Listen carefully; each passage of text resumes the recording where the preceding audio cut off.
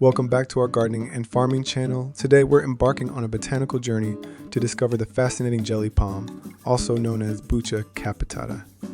Join us as we uncover its rich history, explore its captivating features, and learn how to cultivate and care for this majestic palm. The jelly palm, or Butia capitata, hails from South America, specifically the grasslands and savannas of Brazil, Uruguay, and Argentina.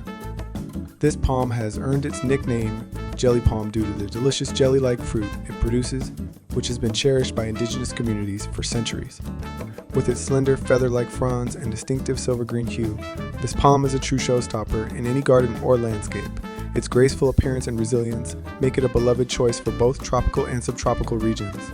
To ensure optimal growth, plant your jelly palm in well-draining soil with ample sunlight exposure. It thrives in warm climates and is surprisingly cold tolerant, making it suitable for regions with mild winter temperatures.